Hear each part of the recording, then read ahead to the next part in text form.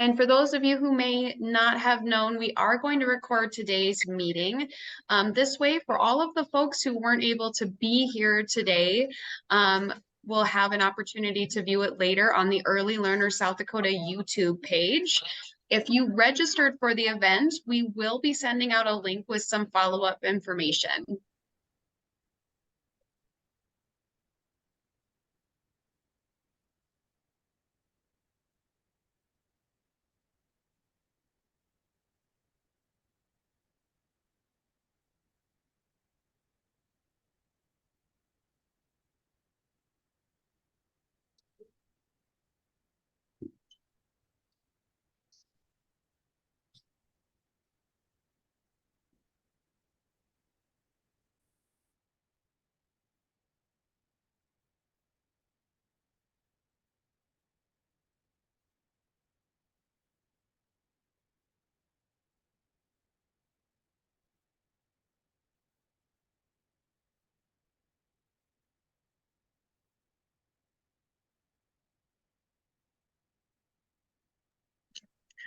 All right, we are going to get started. I'll let you know that well, I guess I should let you know who I am first. Kayla Klein.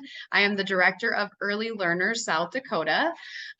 These advocacy trainings are items that we typically put on about once a year near the end of the year.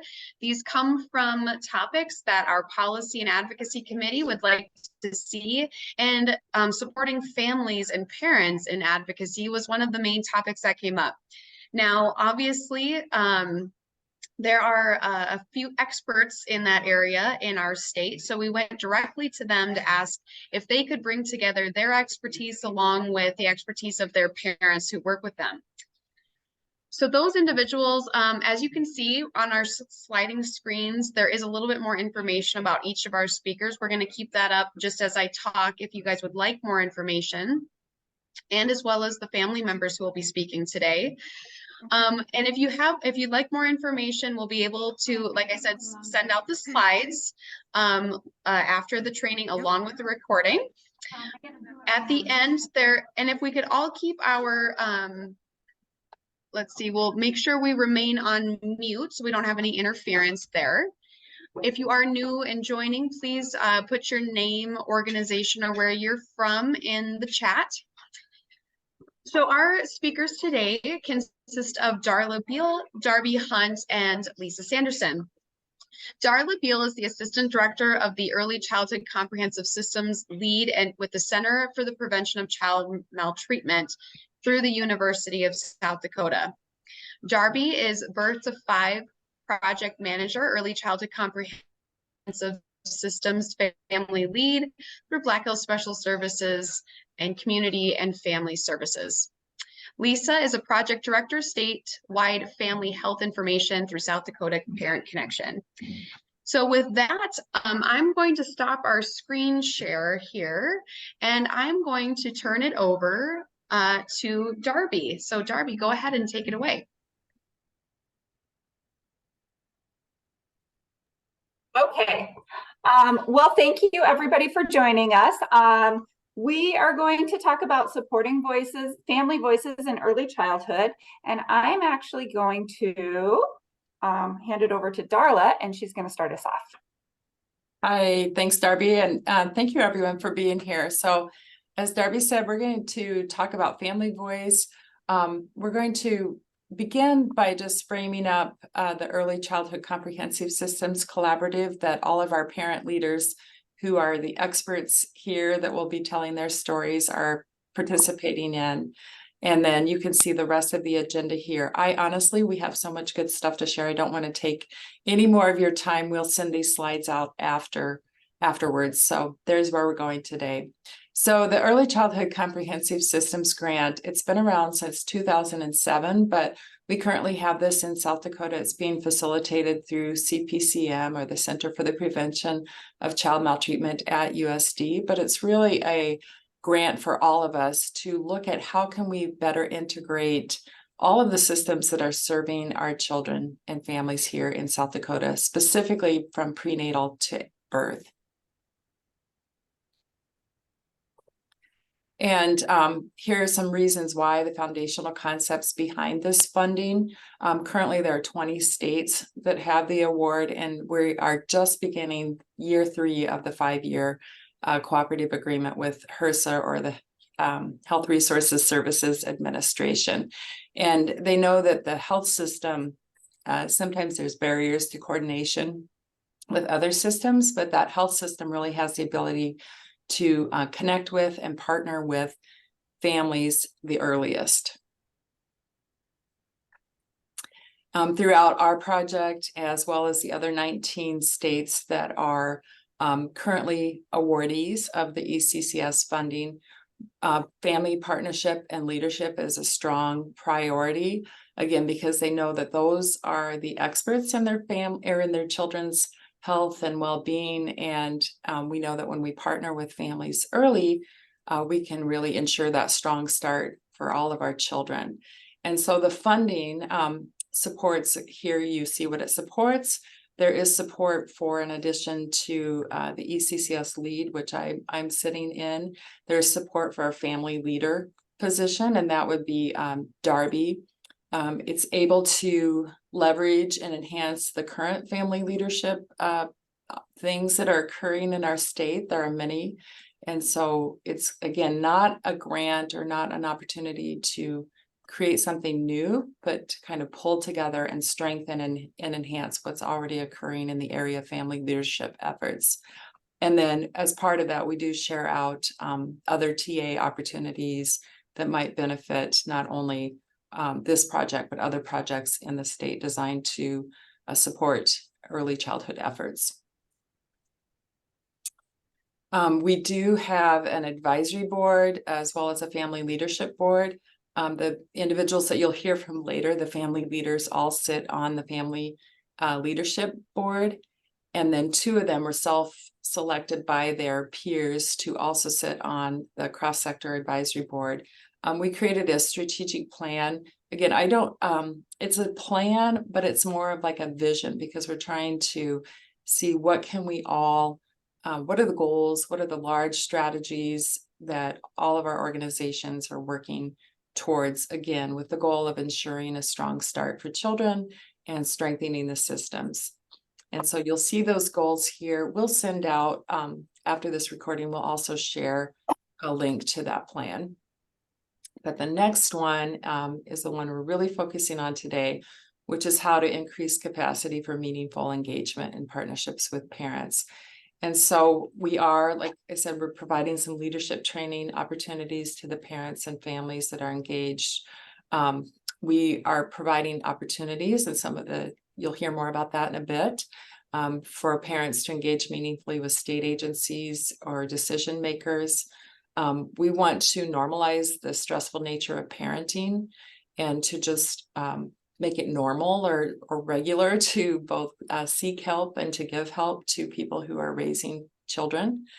And then also like looking and promoting efforts that are ensuring that those family engagement opportunities are culturally and linguistically responsive and respectful. Is that my last slide, Darby? It is. Sorry. All right. I was having a second with finding the right time. Yeah, so Darby's going to tell you a little bit more about the family leadership efforts and that particular group that she leads. Thanks, Darby.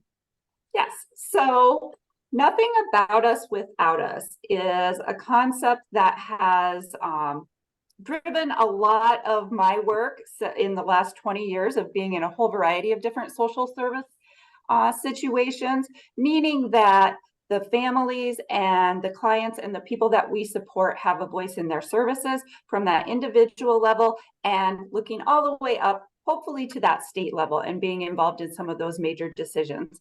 My thinking has evolved on this, and it can look a lot of different ways.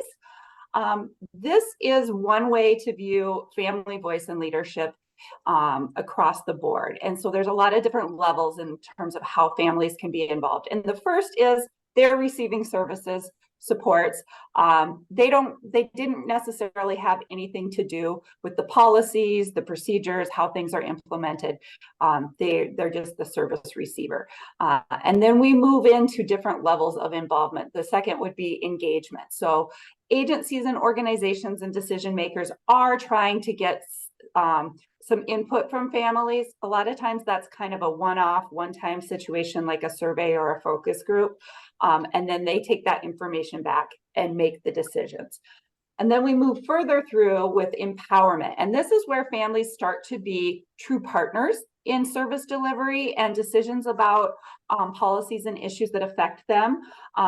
So they are there at the table, they are talking to those decision makers and being part of that process. And then lastly, the big idea that we are hoping that most of our agencies and our decision makers will move towards is leadership, meaning families are there in those decision-making positions, helping decide what services and supports are needed, how they are delivered, how the messaging looks, and how we evaluate if things are successful or not. So why do we want this? Because we want to have the best impact we can and the best bang for our buck in the services and supports that are provided. And family voice is how we get there. Families can have a large say in helping us even understand what the needs are, and if the things that we are trying to do are meeting those needs. They're great at telling us where the challenges and the barriers and systems are and coming up with solutions. They're able to identify opportunities that maybe we didn't think about, and ways for different collaboration to prevent things from falling through the cracks. And they can help expand the reach of our program by doing things like helping us make connections and helping us understand if our messaging is really sending the messages that we want to, if it's something that families are understanding what we're doing and they're in agreement with that, or if we need to tweak those kinds of things. So all of that helps everything that we do have a bigger and better impact. And one of the great ways to do this is through the story. And we're going to hear more about this. Lisa's going to provide some nice concrete ways that families can tell their story. We're also going to hear from Stephanie, who gives a great example of a story that she has told a couple of times that can really be impactful in the issues that she feels strongly about. And the really great thing about that story is that it helps us and decision makers see that lived experience that families have. And so it makes it very personal. And it's something that can capture our attention, capture the attention of our decision makers, and make things relatable. Darla and I met with someone who's doing some work to really promote family voice in another state. And something that she said really stuck with me was that, you know, we think that our lawmakers and our decision makers are looking at all these stats and statistics and research and coming up with, you know, the best solution to these problems. But a lot of times what affects them is what they hear across the fence from their neighbor. So how do we get families in that position so that they can tell that story? They can be that constituent across the fence that can have that impact and make the issue really relatable, and help the decision makers understand what's really happening on their level. And families are voters and constituents, so that can often put them in the position to have that contact with those decision makers. So we're going to look at this from a few different family perspectives. We have 3 family leaders here that we're really happy are sharing their experiences. Our first family leader is Anna Meredith, and she is going to tell us some of the experiences that she has had supporting families within the domestic violence system. Thank you. So my name is Anna Meredith. I am the Education and Survivor Services Supervisor for River City Domestic Violence Center in Yankton. So I am coming with a perspective of being an advocate for the last 4 years for families with small children, or just children in general, but also with my own experiences, personal experience as well. So obviously challenges and barriers look a little bit different. A lot of the same things are similar for parents. But when it's coming from where there's been domestic violence in the home, it can look a little bit different. Victims often fear for their safety of their children and themselves. There's emotional and psychological trauma, financial dependence that comes with that as well. Of course, the social stigma. Also looking at legal and institutional barriers. The legal system can be extremely intimidating, and navigating it to obtain, protection orders, legal remedies can be challenging. Specifically to children, what I have seen working with parents, they were often very much worried about their child's safety or children's safety, worry about the well-being of their children, especially if they have concerns about the other parent's abusive behaviors, retaliation from that abusive partner, either during or after court proceedings. A big fear that they have also is losing custody of their children. Especially if they had a lot of financial dependence on that partner, maybe they weren't allowed to work. So they come from a place of being very fearful of going to court and losing their children because of maybe now they do not have a home, or they hadn't yet been working, maybe they weren't allowed to, or they had to leave a job. The legal complexity as well, it can be really daunting for parents. That they may not navigate it efficiently, and maybe it could be an unfavorable outcome. And maybe that unfavorable outcome could really impact their children. So they fear that the court's decision could negatively affect their kiddos and their emotional and psychological well-being. The big one, financial burden. We have some great resources in South Dakota, but unfortunately we don't have enough of those resources that can help with custody cases. And the financial burden can really limit on what they have access to with assistance with that. Custody evaluations, we have an emergency shelter. It's temporary, where if an individual is fleeing domestic violence, they can come and stay within that shelter. It used to be looking at only about 2 months, but lately with the housing crisis that I think everywhere is facing, it's looking more like 4 months for these families, that they're staying in this room together, and it's getting very difficult to find housing. And when they look at custody evaluations, they have that concern that arises, of course, because maybe they don't have a place of their own yet. So that's a huge barrier for families. But also beyond court, of course, there's a barrier of like cultural and religious beliefs. Language barriers is something that definitely making sure that we have access to those services for those families. We have a lot of, especially in our area where I live in Yankton, it's a lot of rural area, but we have a lot of factories. So we do have a lot of individuals that maybe English is not their first language, that are coming here to look for higher paying employment. And so that English limited English proficiency does affect the families that we see, as well as the kiddos that we serve. I think the biggest thing, though, in some areas being so rural, living in South Dakota, the lack of available resources and support for these families that especially are victims of domestic violence. Because of the housing crisis, like I said, it's incredibly difficult to find that safe and affordable housing right now. They're struggling to find subsidized housing when there are children, when they do qualify, so they're staying here much longer.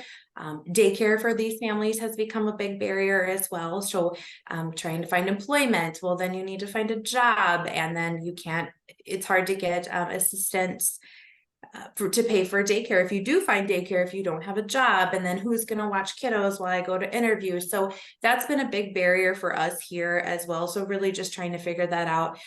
Transportation is a really big issue for our families that we see as well. So it's getting the kiddos to school and work, and without a vehicle can be extremely difficult. Lastly, because I don't want to go over my time, but the biggest thing that we really see is children that have experienced domestic violence in the home is they've got that emotional trauma, which then can translate into the behavioral issues and attachment and trust issues, and having unhealthy coping mechanisms, or interfering with their normal development. So we try really hard here to just ensure that we can get the kiddos the extra resources that they need.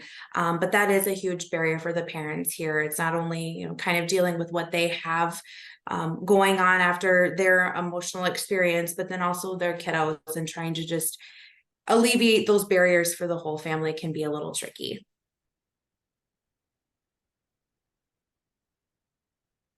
Okay, thank you, Anna, for sharing some of your experiences in terms of the challenges that our families are having in South Dakota, especially some of those that have all those multi-layer levels of challenges, and also for your work in advocating and helping them advocate for themselves. So next we have Stephanie Wygand, and you may have heard from Stephanie before. She has a very impactful story about the childcare crisis and how it's impacted her, and then kind of taking it to that more global level. So Stephanie, I will just let you take it away. All right. Well, thank you so much, Darby. Thank you guys for letting me come on and share my story. So I'm just a parent that moved to South Dakota. I have had many opportunities through this program by being a family advocate to be able to tell my story. And one specific incident was when they released a report by Ready Nation called The Growing Annual Cost of Infant Toddler Childcare Crisis in South Dakota. And I was able to share with them my story. So I'll just kind of give it to you what was brought to everybody's attention through this report. So I'm a mother of 4 children, ages 3, 8, 10, and a recent 15-year-old. I am married to my high school sweetheart, and we both work in the healthcare field. We recently moved to South Dakota during the beginning of the pandemic, and at this time I had a 1-year-old who would require daycare full-time. Unfortunately, the only childcare provider that I could find in my area was a childcare center, and that was full with a waiting list. On top of that, due to the hours that my husband and I work, it was not conducive for us to be able to take our child there. And I know I'm not alone in these problems. In December 2022, Ready Nation commissioned a national survey of working parents under age 3. The survey yielded a nationally representative sample of 806 parents. Almost 3/4 of working parents surveyed reported that access to childcare is a challenge. And more than half said it's a significant challenge to find a childcare that is either affordable or high quality. I looked at information that was provided on the South Dakota Department of Social Services website, and there were no other listings for childcare within my area other than the center. I would have to have driven outside of my community to find an option for childcare. And even when I did that, there was a wait list for my 1-year-old that was also non-conducive to my shift work hours. As most households, the burden of childcare then fell to me, the mother, so I did not pursue my job as a registered nurse. Unfortunately, our current childcare system in South Dakota is lacking in 3 major areas: access, affordability, and quality. When it comes to access, for the 36,000 children under age 3, licensed and registered childcare providers in South Dakota can only satisfy 64% of the need for care. Nearly half of all South Dakotans live in what we call a childcare desert, where there are 3 or more children per licensed care openings.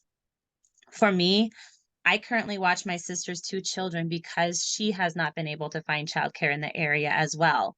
I was also able to help out one of my husband's coworkers and watch their newborn until they were able to find a full-time childcare site. They were on a wait list for over 7 months until an opening became available outside of the community. Affordability is another struggle for parents. When parents are able to find childcare providers in their area, it is often too expensive for them to afford. The cost of infant care in Center, South Dakota averages $7,426 per year, making care unaffordable for many families. This cost represents an 8% of the median annual income of a married couple family in South Dakota.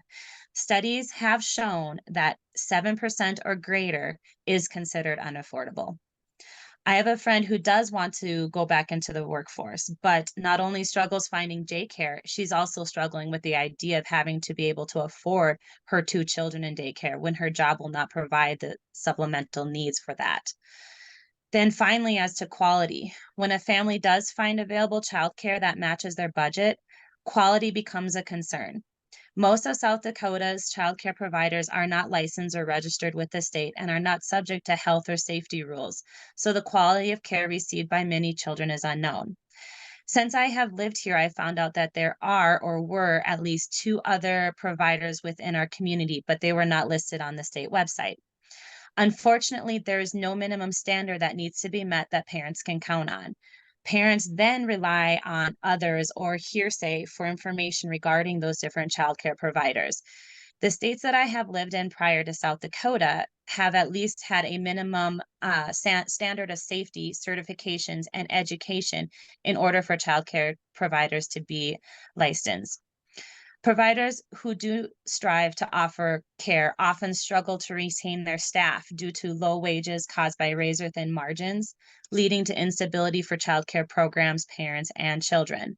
Without increases in availability, affordability, and quality, parents will continue to struggle to find childcare they can rely on to ensure their children are taken care of, which will only worsen the current crisis. And this was one of the opportunities that through this program I was able to engage other leadership within the state and be able to tell my story. And so I encourage everybody to continue to tell their stories. It is a very powerful impact when parents are able to stand up and express their needs and their concerns to leadership.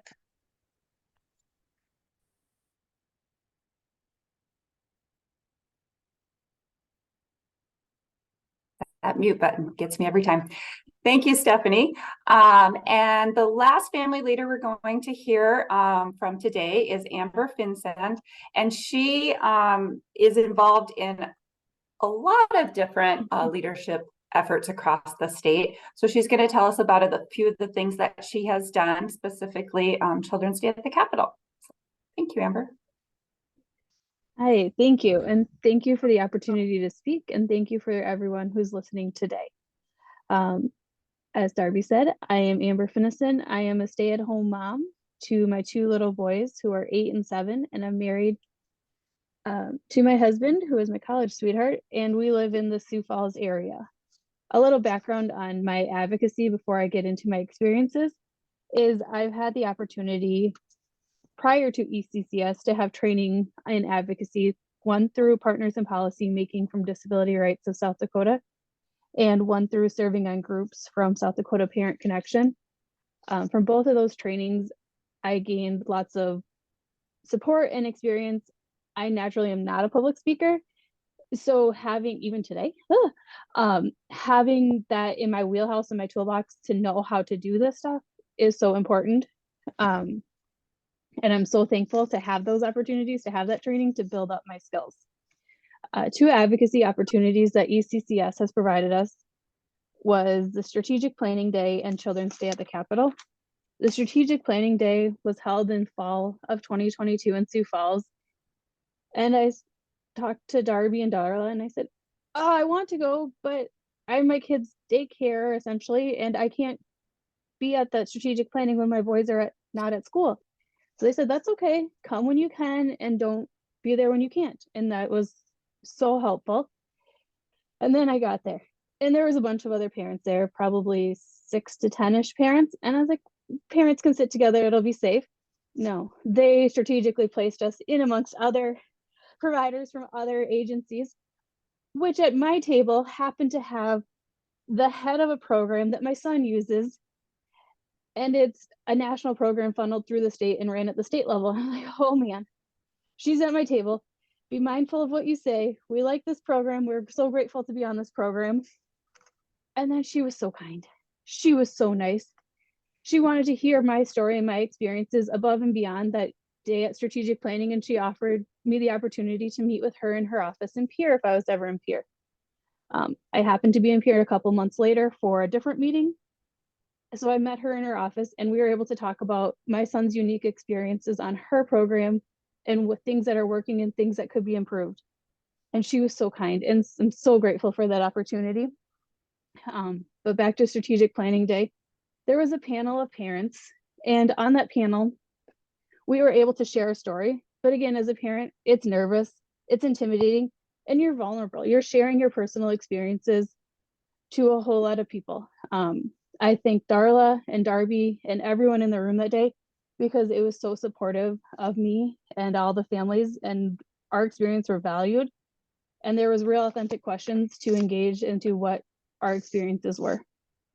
Another opportunity that was for advocating with this ECCS group was Children's Day at the Capitol. That was in January of 2023. I was a page way back in high school. High school's been a couple of years, so I know there's formalities and etiquette that you follow when you're in the Capitol building, but I maybe haven't brushed up on them the greatest since I was a page.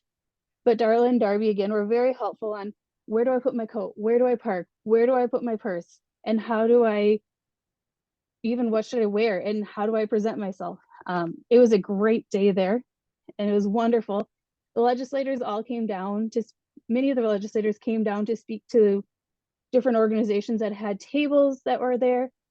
Some of the legislators seemed to come, quite a few of them came down at lunchtime. It seemed to be a good time for them to come down. But all the legislators were kind and wanted to hear the experiences of the family and our opinions on how programs were or weren't working for the families that were present. It was great. Even I happened to look up the rotunda stairs and I saw one of my representatives. I went up and talked to him. He was so kind and so caring. And then the other thing, I'm so thankful for that opportunity. So thank you. But Darla or Darby, I think one of you were going to put the link for this year's Children's Day in the Capitol in the, okay, because that one is coming up for next legislative session, and that'll be January 24th and 25th. That's correct. And so we're still calling it Children's Day at the Capitol, even though we're very excited that it's going to be 2 years, and participants can choose to come, one or both, or all two in the night before. So I did put the link in, and you can learn more about it there. So thank you, Amber. Thank you. Thank you very much. Thank you, Amber. We appreciate you sharing your story with us and some of your experiences. Amber is a great resource if you have questions at the end about things regarding Children's Day at the Capitol and how that can go. And lastly, we have Lisa Sanderson, who is the South Dakota CDC Act Early Ambassador and has many other roles with South Dakota Parent Connection, including helping parents to advocate for themselves and others. And so I will turn it over to her. Thank you, Darby. And I want to thank Anna, Stephanie, and Amber for sharing their stories. If you're not aware of South Dakota Parent Connection, we are a statewide organization that is in the family leadership role. Our staff are family leaders. At least half of our board are family leaders. And our families have kids with special needs or disabilities, as well as typically developing kids. And we are here to support families through that journey, from those first learning about systems and, becoming informed and interacting, all the way up to building family leaders like Anna and Stephanie and Amber. And so would you go to the next slide, please, Darby? And so, yes, stories are powerful. And several years ago, I presented this session, very similar, with one of our South Dakota state senators. And we had a lot of people in the room. We had about 50. And he was saying, I have to tell you, I remember this mom. I don't remember her name. I don't remember her face. I don't remember where she lived, but I remember her story. And that story has really shaped all of my work ever since then. Well, it just so happened that mom was in our session. And what a wonderful demonstration of the power of a story. And I want to encourage you that your stories are unique and your stories are powerful. And they can make all the difference to encourage the decision makers to weigh in, share information, and perhaps ultimately vote on any particular piece of legislation that they may be considering. Could you move the slide? Thank you. Now, when you are telling your story, you have to choose what you want to say. And the reason you do that is because if you don't, you risk wandering and you risk losing your listeners. And you may come out at the end of your story without ever being able to really make your point. So we have a tool, and this will be available after the session, and Darby will probably put it in the chat box right now to link. But this provides you some guidance in your story. Now, there is no right or wrong. Your story is your own unique story. What is important to you, what experience you have, you and your family has, is unique to you. So what other people choose to share about or talk about, don't worry about it, it's just fine, Darby, is their story. Be true to your story. Be true to your own story. Our time is always going to be limited when we are telling our story. So we have to be thoughtful about what is our primary objective. Start with the end in mind, right? What is the story we want to tell? We want to be concise. We want it to have it follow through, and we want to stick to one issue or one topic. You may have a couple of different stories for different purposes, for different audiences, and that is fine. We want to use actual words, not acronyms. I work in, health systems. I work in educational systems, and we use acronyms all the time that might not be understandable to regular folks. And you know what? Legislators are regular folks. They may be farmers, they may be attorneys, they may be parents or grandparents. They have many different experiences. Also, when we're telling our story, we already have a short time limit, but expect that it might be cut even shorter. Maybe we're given 10 minutes or 5 minutes, and suddenly they're running late. And so we might be down to 3 minutes or 2 minutes. And so if you have your story, you know what your talking points are. If you have to lose an example or a point, you're going to be prepared to do that. Can you move the slide, Darby? Thank you. So all stories have a beginning and an end, right? And so again, start with the end in mind. What do you want to communicate? Where do you want to end up? And that can help frame up your story outline. We want the listener to know who you are and why are you here. And we can have multiple roles. We can be a parent and a business owner or an administrator, or we can be an employee. We generally have many more roles than just one of our caregiving or parent role. And then with a story, we always want to start with something positive and something that is working, right? And so that might be in the childcare arena, wonderful relationships that boost the development of our child. The need for consistent, predictable routine for kids. And what happens when we don't have reliable childcare or any childcare. Impact on us. I was able to work, and then childcare was unavailable. Just this week, we have another large childcare provider in South Dakota closing, and I think they have something like 100 children. And so we still are feeling these effects. So whatever that positive is, we want to start with our story with harking back to what is working, what was working to frame up our story. Can you advance the slide? All right. And then the middle. Now, all good stories have to have a barrier that we have to overcome, have to have some kind of a drama, right? That's part of a good engaging story.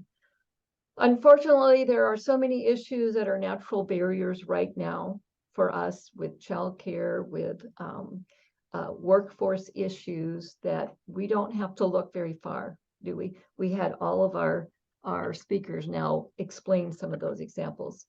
So we want to define what that barrier, what that problem is. Again, we need to be concise about it and specific examples of what is not working.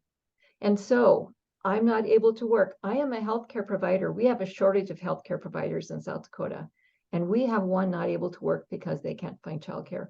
What a powerful example and story. And so you might be able to have 2 or 3 different examples, and you want to include them, and depending on your audience and depending on the time available to you, you are going to pick the 1 or 2 or even 3 that really best tell your story. But then we want to go beyond. What are some solutions? What do you think would help? What would be helpful to you? What would be helpful to you as an employer? What would be helpful to you as an employee? What would be helpful to you as a parent? And if you don't know, some of our problems are so large that we don't know, we can't see our way forward. And it's fair to say that, to say, I don't know what the solution is, but I am here and I am willing to come to the table to help figure it out, because we are all need to work together to find a solution to this particular problem. Can you advance the slide, Darby? All right, and then the end, we have to round up, right? And you saw all of our family leaders today start with the thanks for the opportunity. Thanks for wanting to hear what I have to say. We are building relationships and appreciation for our partners at the table. And at the end, we also want to express thanks. Thanks for listening. Thanks for your service, especially when we're having elected officials. You know, they often hear when things are going wrong. They don't often hear when things are going right. And this is about building relationships, not just maybe a one-time thing. And I think Amber was able to articulate meeting someone, having that conversation, and then having a follow-up conversation and being invited to the table, right? This is the point of having a story and making these connections. And so, yes, we want to say thanks, but then we want to ask, are you able to help with this? And if so, what might that look like? And how can I help and be involved in this effort? If they are unsure what they can do or will do they need some more information? Can I help you get that information? Can I connect you to people? Are there some concerns that we need to address? Because these are complex issues and there are barriers. And if they are not willing to work on solving this problem, again, we're going to thank them for their time. But we want to know, tell me, what are those barriers? Are they regulatory barriers? Are they cost and expense barriers? What other types of, what constituencies may see things differently in our environment and maybe actively work against what we are working for? It's fair to have those conversations because we need to identify our partners in this work, but we also need to identify those who maybe don't see things our way, because we must partner with them as well to be able to create solutions. Would you advance the slide, Darby? Thank you. Now, there are many ways to use your personal story, from, easy, comfortable on your own level. And, you start with what works for you, right? And you can work up to those more anxiety producing types of environments where you're testifying at a public hearing, right? And the thing is, they are all legitimate and they're all important. Now, credibility is key. So you focus on the facts, because your facts and your experience are going to be compelling. And we're going to talk a little bit more in depth about some tips for each of these strategies going forward. Would you advance that slide, Darby? Thank you. Now, there's other ways to tell your story, right? So many of our family advocates here have been invited into some of these other ways. Participating in parent advisory groups, participating in training or information opportunities such as this. There are many advocacy advocacy groups out there that we can work with to share our story and give permission to share our story. And so Stephanie gave permission for her story to be shared with a national publication. Stephanie, you also were, your story was listed, I think, in the Sioux Falls or the Argus Leader, right? And so we can give permission to these kinds of agencies to share our story. We can write letters to the editor. We can write letters to publications. We can write letters, and this would be written communication to our elected officials. We can start sharing our story in small group settings, right? We all have communities that we are connected with, right? We all do. And our network and the people we're connected to have their networks. And this gives us opportunity to share our story and gain confidence and build practice. And then we have, sometimes they're called Cracker Barrels, sometimes they're called legislative stop coffees. Each is unique into what is appropriate to share your story. So you need to kind of do the background. Some legislative coffees are very formal, and what you can do is submit a question for legislators to answer. But some are very informal, where you really are having coffee and conversation, and everything in between. So use those opportunities, and use your own networks, the networks of your friends and relatives, and all of those activities that you're involved with, and your own ideas, right? And if you have some ideas right now, I would invite you to put those into the chat box or other things that you've experienced to help generate ideas for everybody, right? So feel free to enter those into the chat box. And then Darby, if you would like to forward the slide, that'd be terrific. Thank you very much. Now, delivering your story. You got this, trust me. You're a parent, you got this. You got this. And the family leaders who have spoken, the ECCS, Early Learner South Dakota, Parent Connection, we are all here to support you. To say, we've got support for you, we've got tools, we've got tricks, we've got training, but really, you got this. I know you got this, right? But when you're delivering your story, when you craft your story, get some feedback. Does it make sense? Does the story follow? Is there a beginning, middle, and end point? And can you follow that story through, right? You want to practice, and you want to practice out loud, because you want to stay within time limits. But when we're telling our story, it may be very emotional, right? And practicing out loud can reduce some of that emotional reaction we have, right? And so it's good to do that. Your story is unique. Tell your truth. Tell your story in your way, because that will be powerful. Your voice coming through is going to move mountains, right? Be confident in that. Yes, telling your story can be very anxiety producing, right? But again, you've got this. Take a deep breath. And if you need to stop and reclaim yourself and get yourself together, that's okay. People understand that.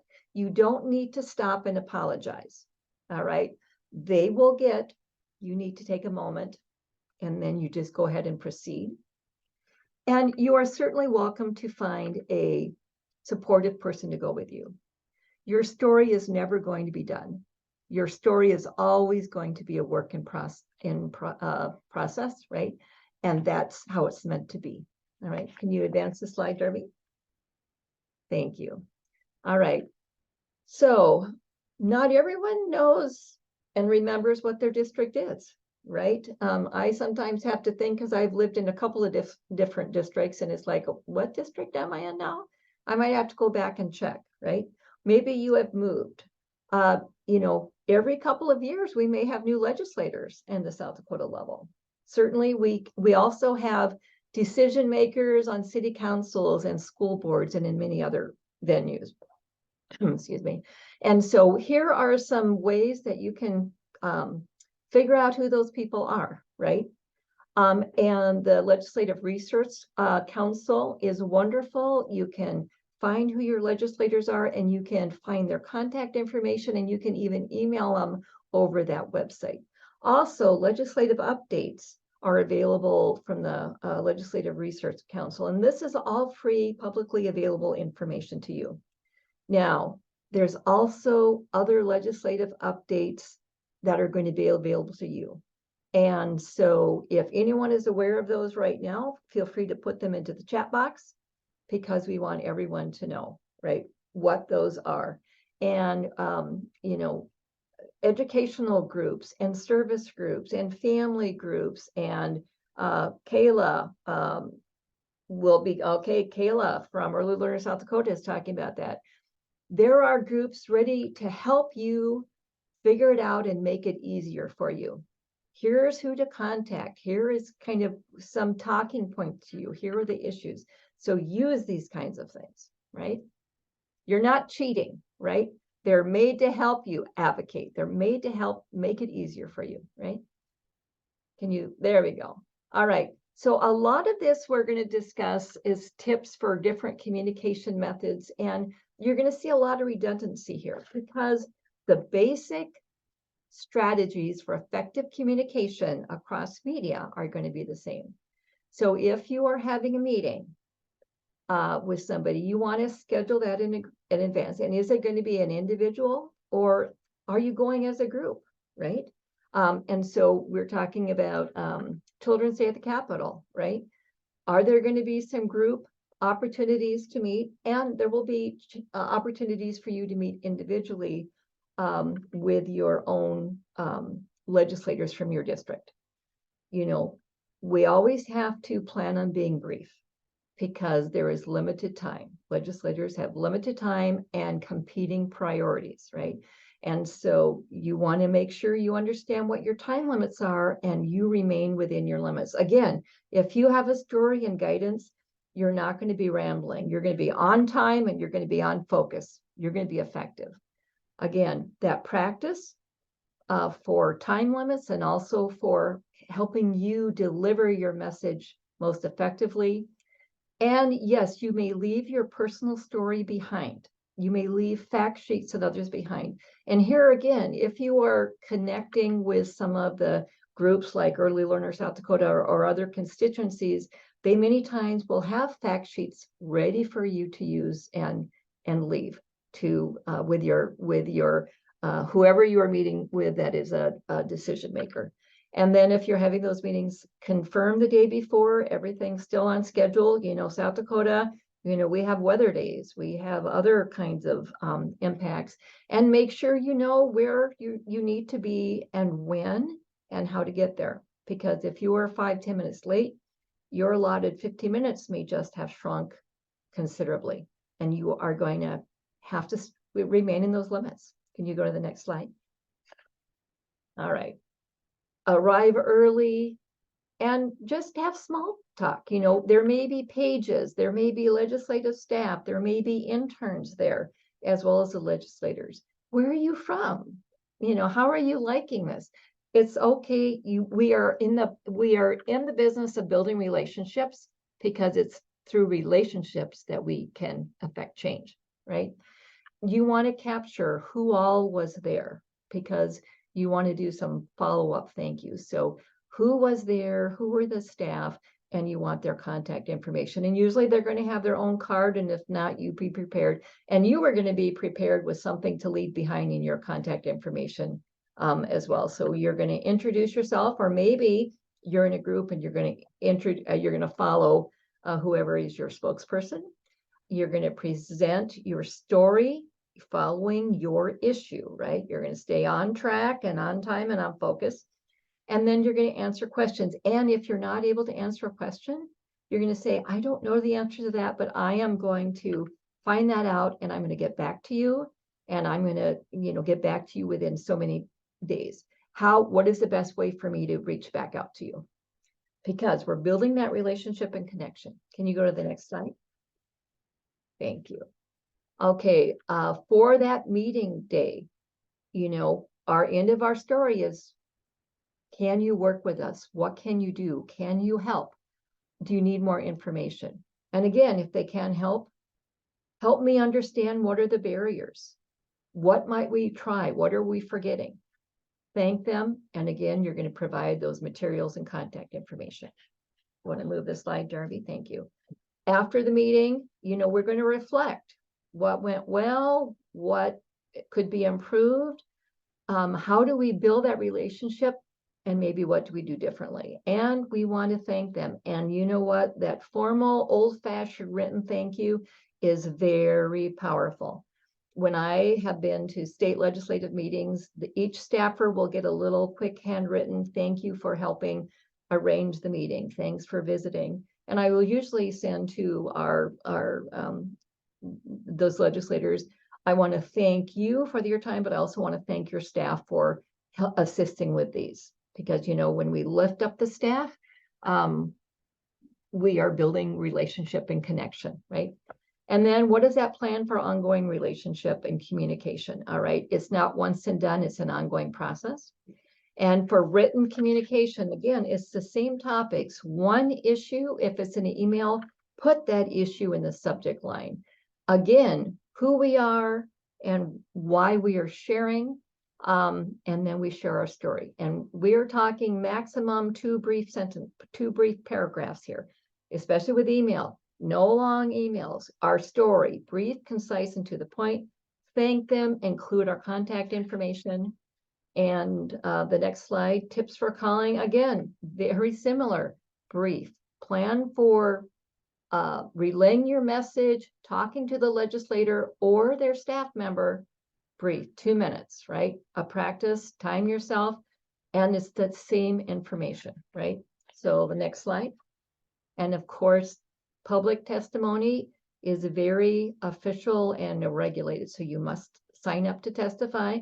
And I'm going to guess the groups that you're working with are going to help you know where to sign up, or let's get your name from you and we will take care of that for you. So there are many supports around you to help with that. Take advantage of those. Again, you're going to have your written statement and you're going to be on time and on point again. Rehearse. And if your time is shortened, what are you going to have to skip? And so you're going to have to be on time. All right. And I think we have one last slide. And again, if you don't know, thank you. I will find that out and I'm going to follow up with the committee and get you that information.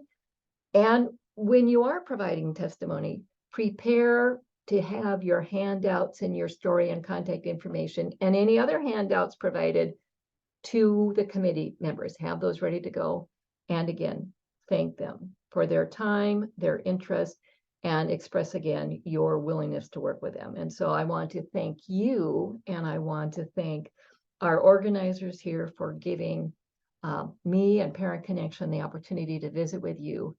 And any questions you have, let me know. You're welcome to email me personally. We can get that information. And I think that information is included in some of the information that'll be posted up, right? So thank you for the opportunity. Thanks to all our wonderful presenters, and look forward to working with you. So those resources that Lisa discussed are in the chat if you want to access those. And Lisa, do you want to put your email address in the chat as well? I will do that. Okay. And then Kayla, what do you have for us now? Well, I just want to say thank you again to everybody. Am I coming through okay? No, I'm not. You're hard to hear. It looks like you're muted. Maybe you're in a room. Something's a little funky.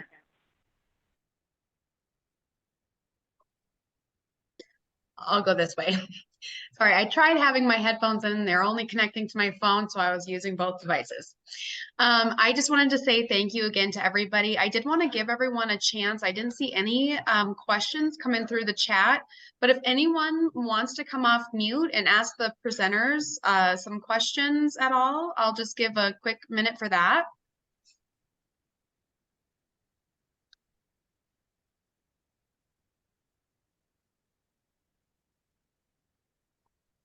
People know me. I like to have people sit in uncomfortable silence sometimes while we're deciding if we want to unmute.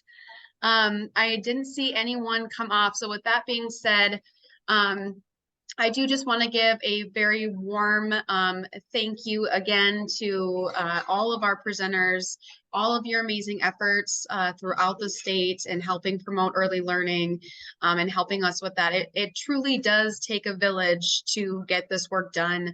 And I really want to just have everyone be encouraged. We're going to see early learning legislation coming forward this year. I put that information in the chat. ELSD, along with many other organizations, do legislative updates. So if you would like to sign up for that newsletter, you can go to our website, our website there, and then the subscribe box will automatically pop up. I will also put my email in the chat as well. If anyone has any direct questions, you can email me there. But we are going to be ending right on time. So ladies, thank you again so much for everything. And I hope you all have a wonderful rest of your Thursday. Thank you. Thank you.